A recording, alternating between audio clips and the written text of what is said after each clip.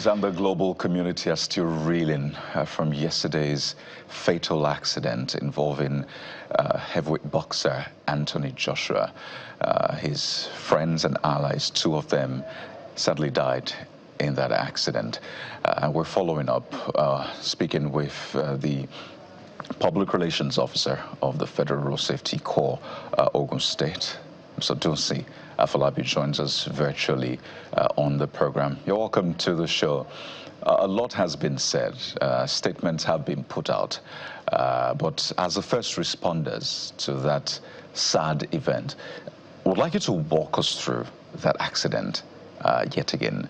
How did it happen, Mr. Dunsi? Yeah, good morning. Yes, please, go ahead.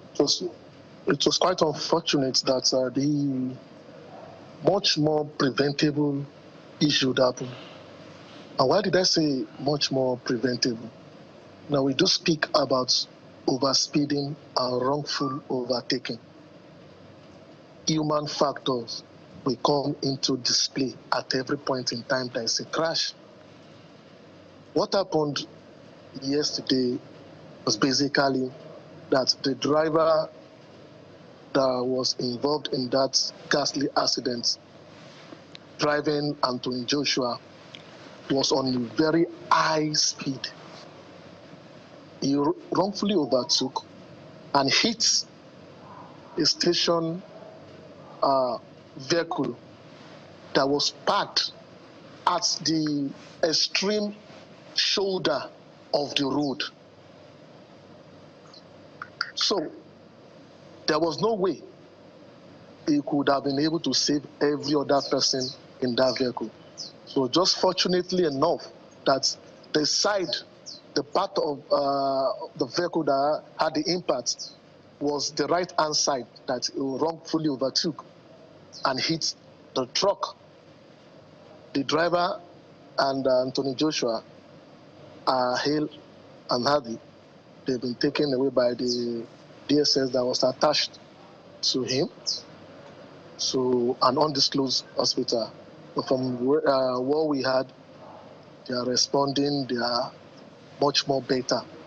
But the two bodies have been taken to the morgue nearby so that later on they will be identified and the families will do the needful. While doing all this, before now, the sector commander, Ogun, arm of Federal Road Safety, Corps Commander Akiwumi Fashakin, himself and two other teams during Christmas time were on patrol, especially on overspeeding. What they did differently from what we have been doing before was to put into effect the laser gun that could pick overspeeding vehicles from distance, and up to 50-something vehicles were picked for violating speed-related offenses, and they were ticketed and won. So we have observed before now that the cause of most crashes that claims life has to do with overspeeding, which leads to loss of control and every other thing. So that is what happened. So let's try to get some details. What is the speed limit for the highway? On expressway, it is 100 kilometers per hour. That's a speed limit? Yes, it's 100 kilometers. So you've pinned this down from your preliminary investigations, and we understand that there will be more investigations, but you sort of pinned this down to what you describe as overspeeding. But let's speak about the secondary truck, which was, you said, parked on the shoulder. What does the law say about parking on the shoulder? What are the things that should be put in place? What is a time limit for parking on the shoulder? Because the shoulder is not a parking lot, right? So what does the law say about the things that must be put in place in terms of caution and the time limit that a truck or any vehicle should be parked on the shoulder, knowing fully well that it's not a parking lot? Yeah, it's not a parking lot. For any vehicle, for instance, we do tell people that if you must receive call, or make call or do any other thing. You pull over to the shoulder, do what you have to do, and leave. So for that vehicle, based on information given to us, it was just moving there, parking, awaiting free flow so that it could move. So it was not as if it was a broken down vehicle. It was not a broken down vehicle. That was one. Two, from information we got, because we all have power bikes that roams around the expressway, our power bike and that of Trace too. They go around to through to see if there's any broken down vehicle or any vehicle that has parked more than necessary. Or if somebody parked and probably was trying to fix the vehicle, obviously there should be a caution sign to show or indicate that this vehicle was broken down, and there was nothing of such. Well, sir, I don't know what the scope of your operations are, but since you're the public relations officer for the Ogun Command, I believe it is, runs through the stretch of the expressway as far as Ogun is concerned.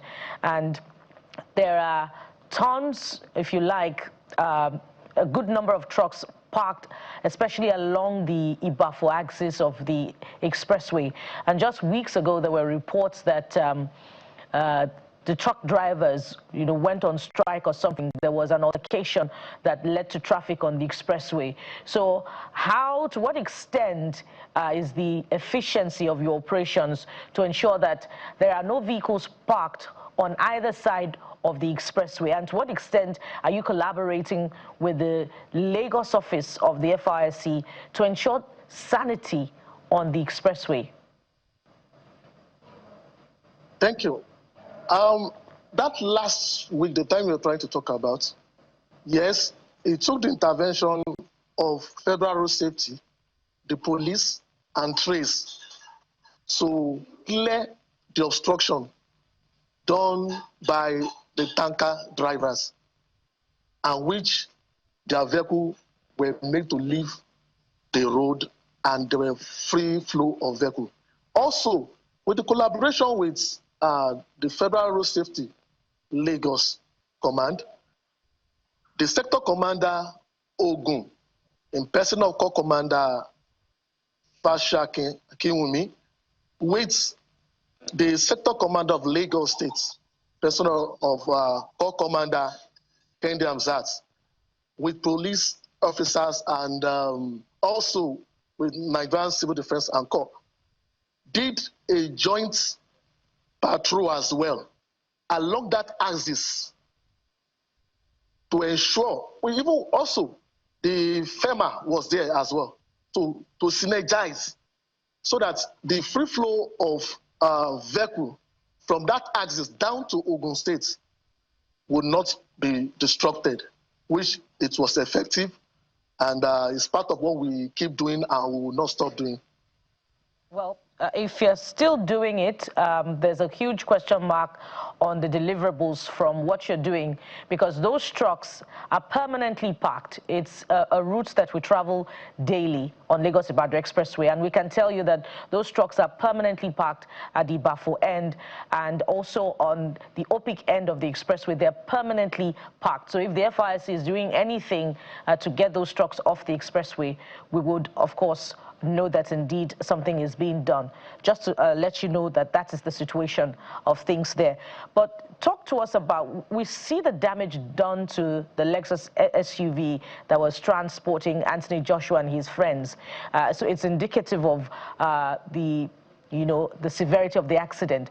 But if we could just stretch it a little, if there had been emergency services arriving the scene on time, would those two aides of Anthony Joshua, would they have survived by any stretch of the imagination? If there were emergency services right there on the spot, the same thing could have happened. Why I'm saying so is that the point of impact matters a lot. Now, we talked about overspeeding. It was an excessive one. For instance, why it was stated that 100 kilometers per hour on express is in case of an eventuality, if there's going to be a crash, it would not be fatal. Why that was fatal was basically excessive speeding, excessive. And at that point, there was nothing that could have been done. The driver that drove the vehicle probably was only able to salvage it a bit. Otherwise, it could have been a different story entirely. And that's why when we were talking about taking your safety into your hands, it has to do with passengers. You talk to your drivers, please take it slowly. Also, I'm not talking to the driver. These are things that happens. Okay, so first off, we need to have the signs that say this is a speed limit for the highway, 100 kilometers. It should be there for people to see, because I can bet you a lot of people do not know that is the speed limit. But let's do some housekeeping. How many minutes after the accident did you arrive? Did emergency responders arrive? Our team got there nothing less than 5 minutes to that point where the issue arrived. Like the question she asked initially, that if we were on that spot, that would there have been a fatality? Like I said, there would still have been a fatality. Now, the severity of a crash is majorly dependent on the level of speed the person or the driver is at. Some, we have what we call distracted driving. When you are driving and you are engaging yourself with your passengers, anything could happen. Then, aside of that, the issue of speed limits, we do encourage people that if you must learn how to drive, go to accredited driving school, whereby you'll be taught both theoretical and practical aspects of driving. I understand that, Mr. Falabi. I'm saying the signs, there should be signs that this is the speed limit on the highway as you have in other climes. So if you say you got there 5 minutes, or about 5 minutes after the crash, what did you go there with? What happened to the emergency ambulance service came? Why was it transported in that van? That is something that has left a very bad taste in the mouth for a lot of people. So what exactly happened to the ambulance? Now, the first point of contact were the patrol team. They were the first people that were informed, because we are not stationary. So they're the first set of people that were informed. So the first thing they have to do, contact the office, and they moved immediately there. So on getting there, they saw what was on ground and called the ambulance in Shagamu. So as of the time those ones got there, the injured already has been cleared, while the killed were taken to the morgue. But those that were informed, that were the closest people, were on patrol, mobile patrol, and they got there within that minute. So do you have an idea how long it took that ambulance to get to the scene of the accident? And the time the ambulance got to the place should have been maybe 15 minutes or thereabout. The reason is the fact that the Shagamu axis, it was our unit in Shagamu that were on patrol that went to that place and to inform the ambulance units at that interchange to go to the scene. I'm sorry, how long did it take for that ambulance to get there? Now I can't ascertain the time, but as of the time the first team of Federal Safety Rescue Team got there, what they met there was that it was already a dead body. And they met Anthony Joshua and the other person, whereby they're trying to salvage the situation.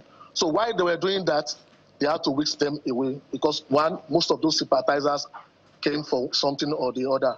So as they were leaving, that was when the ambulance itself got there. So help us understand the structure. By the way, there are lots of questions that Nigerians are putting in? Because this is something they experience daily on the highway. They see the attitude of commercial buses and the rest. But help us understand, on the stretch of the Lagos-Ibadan Expressway or highway, as the case may be, how many ambulance points do we have? Because if you're saying Shagamu, is that the only one we have on that whole stretch of road? No, we have plus or minus for Federal Road Safety.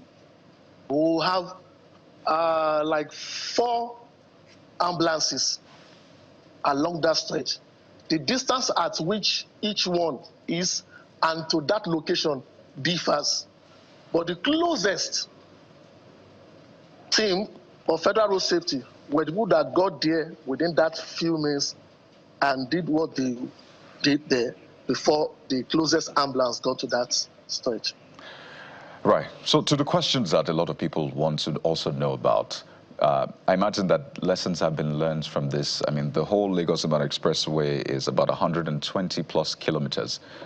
So if we indeed have 4, how operational are they? What kind of equipment do they have for emergency response? Whatever happened to the FRSC's helicopter for emergency response and for traffic monitoring? But I want you to speak to the enforcement of bus stops for buses on that route to park to pick passengers, the way they, and I'm talking about the commercial buses, the yellow buses, the smaller yellow ones, because their conduct on the road leaves very much to be desired, and they have caused a lot of accidents in the way they park to pick passengers, how they're able to just park immediately without indicating. It's really like a war zone, really, if you have to drive through that route. And I'm talking about those hot spots all the way to Bega. So what exactly is happening? Is the FRSC overwhelmed by all of this? Is it that you don't have enough manpower, or there's some sort of shady deal happening there, so you just look away while they carry on? Well, it is a thing of concern, and one of the things we believe in FRSC is to enlighten. When you enlighten a person, the attitudinal change depends on the person. Now, before we now go for enforcement. Now, you understand that along that route, Federal Road Safety is there, LASMA is there for Lagos end, then our own end here in Ogun State, we have Trace. Now, the union people are the one collecting their tax from the buses. And once we apprehend you for obstructing the traffic, what we do is to get the vehicle down to our office, ticket it, give them public enlightenment, show them videos of what could have happened to them if eventually it happens. And that is why during this time, we decided to domesticate it by going to different churches and mosques to go and do what we call domesticated PE, by talking to those that will listen and those that will tell another person that this is the right way. And we want to talk to other road users as well. If somebody is doing the wrong thing, don't join the person in doing that wrong thing. You know where you're supposed to stop. You don't stop at the middle of the road and thereby trying to enter a bus. Before you know it, a vehicle coming from the rear will ramp over you. So your own safety should be in your hands as well. So it is a joint stuff. Like we said in Federal Road Safety, I will keep saying that safety is everybody's business that we have to look into the way it ought to. And there has to be better enforcement. I'm sure you agree with that. We have the law enforcement agencies like the FRSC to enforce the law, not just on private vehicles. Commercial vehicles, if you park indiscriminately, you are fined, you are arrested. If you commit any road offense, you should be, fined and of course apprehended as well. So it should apply to all of us. But we have to thank you so much, Public Relations Officer, FRSC Ogun State, Mr. Odunsi Afolabi. Thank you for your time. Just quickly, what is the emergency response number for people who are involved in an accident and have to quickly call? Well, the toll-free line is 122. It's a toll-free line. You don't need to have credit on your phone. You dial it. Once you dial, give us the location. So the nearest team will get to that point. What's the number again? Nearest. What is the number again, please? 122. 122. Yes. All right. Thank you very much. Toll-free. All right. Thank you very much. Just for Nigerians, 122. And he's assuring that you can actually call and you will get a response. Thank you and wish you the very best. And lessons have been learned. We must implement them. Just before we switch gears now, let's show you this video that the heavyweight boxer Anthony Joshua put up on his social media playing table tennis with his friend Latif Ayodele, his personal trainer and confidant, you know, just playing table tennis, having a great time. Healthy_mindset is his social media handle. That's Latif Ayodele. And you see, you know, just having a great time, dishing out table tennis smoke, Anthony Joshua says. But sadly, he died in that road accident. We'll take a quick break now, and when we return, there are lots of people who are spending the last days of 2025 in darkness as a result of the